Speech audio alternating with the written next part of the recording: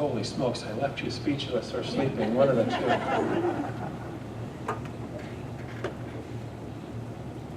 Yes? How do you feel about a border wall?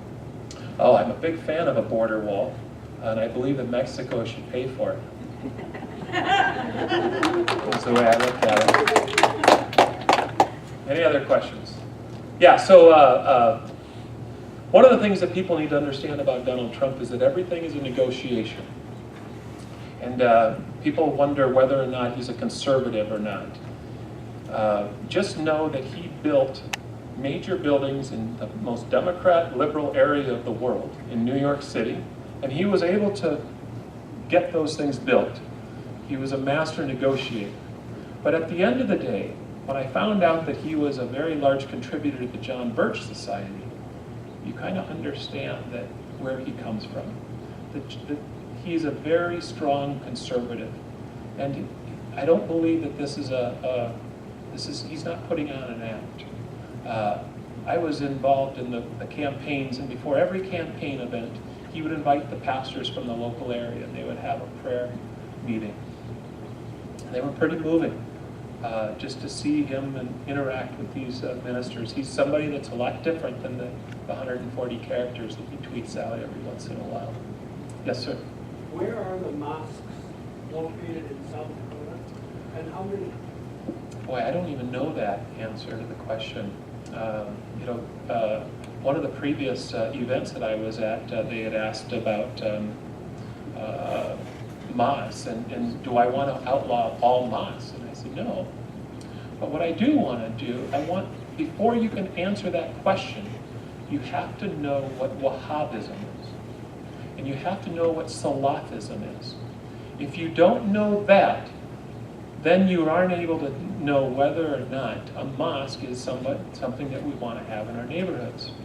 So when you start diving into this topic, you have to understand that many Muslims don't believe in the full implementation of Islamic law. You have to find out who does, and that's the critical piece. You have to understand that in Saudi Arabia, the Wahhabis are the ones that are the most, they believe in the full implementation of the Sharia law. And then you have to understand that their mission is to move and invest in mosques all around the country and all around the world. People don't know this, but in France, they've already closed down probably 400 to 500 mosques. Okay?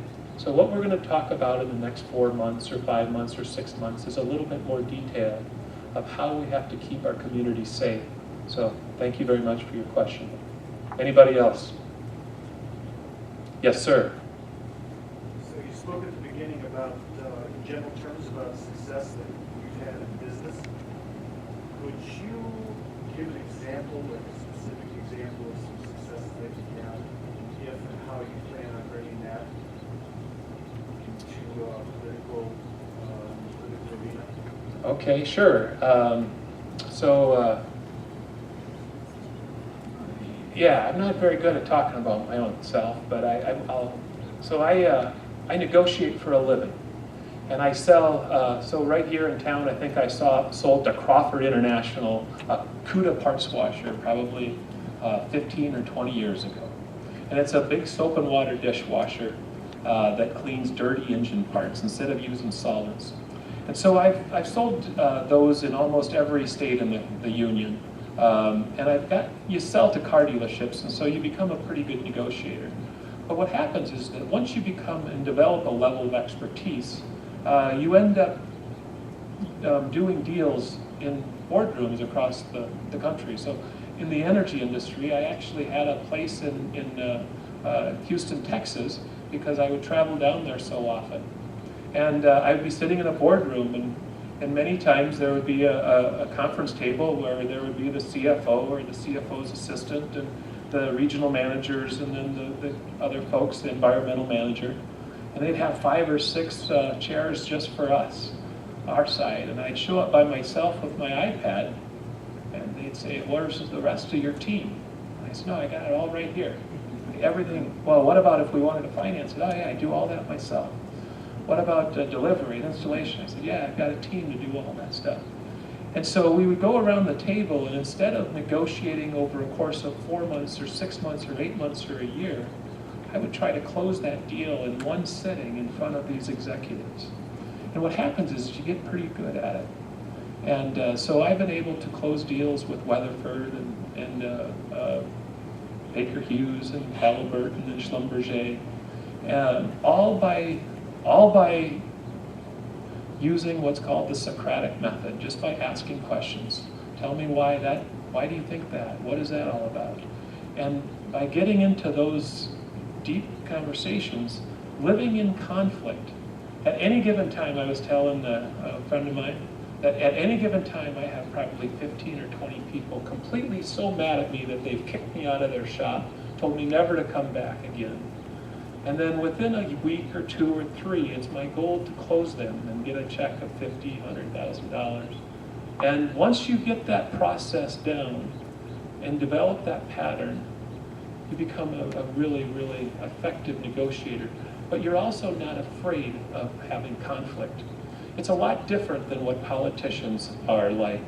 Politicians are controlled by fear. They're afraid of the next election, or they're afraid of saying something wrong because they can't get out of it. What you notice about Donald Trump is that he's a salesman. He understands, and a lot of people think that if you're a salesman that you get paid to talk. It's not true. You get paid to listen. You listen and understand what the audience, or who you're talking to, all the read and the feedback.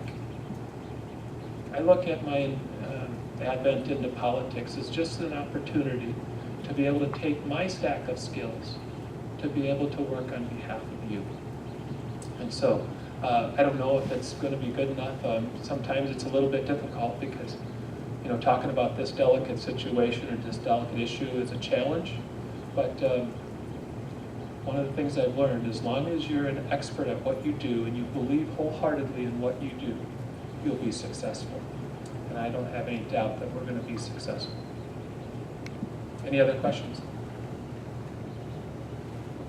Yes? Why do you think with the majority of the legislature being conservative, that they are, how do they rationalize voting against something like you said they voted against?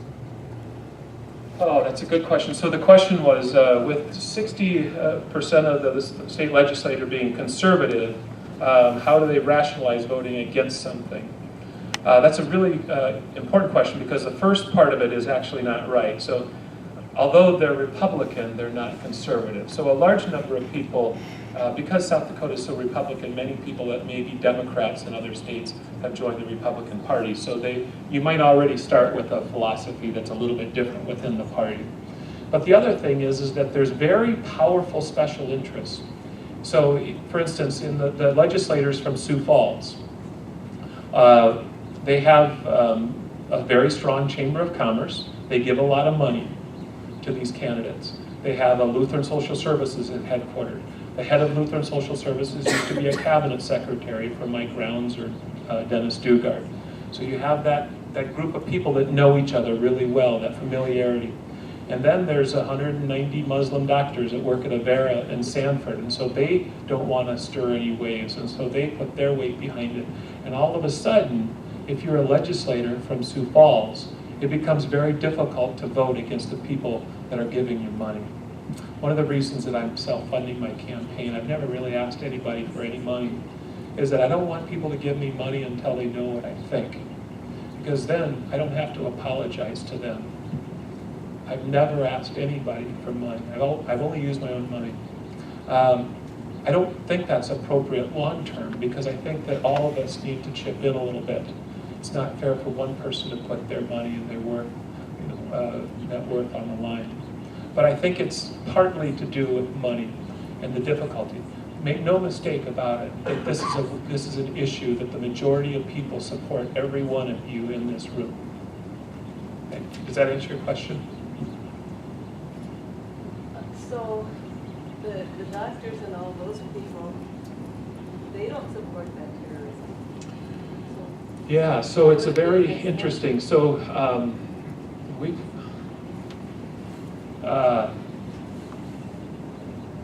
there's a general fear. Just imagine you grew up in a Muslim country. Let's say you grew up in Saudi Arabia or Jordan. And you were told that if you don't believe, if you leave the religion, you will be killed. Okay? And now, no matter where you live, if you become a Christian and you tell people that, and you want to travel back to your home country, that puts your life in danger, right? So behind the scenes, I've got several people that have called up and said, we support what you do. They're Trump fans, believe it or not. They're scared. A lot of people are scared about coming forward because, as you know, many of those speakers that have come to Aberdeen, I've talked to them after the event and they've got bulletproof vests on. I've had conversations. Many of them have what's called a fatwa on their head. Death penalty, a death sentence. Okay? So either they are scared or there might be something else. Any other questions? Yes, sir. I realize you're not running for the Senate, but what's your feelings on that filibuster? The filibuster for? Well, that they need 60 instead of the majority on. Yeah, so some archaic rules that that 60 vote threshold has really hampered our ability to make progress on really difficult issues. And President Trump thinks that we should get rid of that. Many of the people, including our own delegation, think that it's an honor and a tradition that we should keep. I think that we should get rid of it. I think that the issues are too big. I think that if we don't solve these problems, these structural problems right now, if we don't get 2 or 3 more Supreme Court justices passed, I think that our country is to go down the wrong direction. I think that we've turned the corner, and I think that would be something that would really help us out. Do you have the opportunity to influence like John Doolan, who thinks it's a wonderful thing? Because I've had the conversation with him. Yeah. And I think it's just a coward's way out. I'm not that good of a negotiator. That's what you do. I'm trying to get better. I'm trying to improve every day. But unfortunately, politicians, these things are very complicated. He has a rational opinion on that, an idea. I think that it's outdated. And to change his mind, it's a long process. The way to change people's minds is to vote new people in. I'm not just saying that for John Thune, but you need to have a turnover. I mean, really, at the end of the day, what's going on in Pierre, I don't know if you're happy or sad or what's going on, but whenever you have power held in the same hands for too long, it becomes a little bit of a problem, and you almost have to have some sort of a disruptive technology in order to just see things more clearly. Anybody else? Okay, thank you very much for coming. I really appreciate it. If you could, petitions, this gentleman back here is a very good friend of mine, Al Koisman, and he is a rock star in Cottington County as far as helping the party and helping people get elected. Sign a petition, but more importantly, if you can, give him your name, take a petition, and go door to door for us, because it's important for all of us to be able to get this issue and many other issues and address this. We got to address this a little bit differently. The establishment is just not able to handle the problems that we have. Yes, sir. All right, so I know you are a current legislator here in Pierre, so and I know representing South Dakota is probably in your best interest. So between campaigning, this primary election, how long are you going to take off of being a legislator to campaign? Oh, I don't anticipate a lot.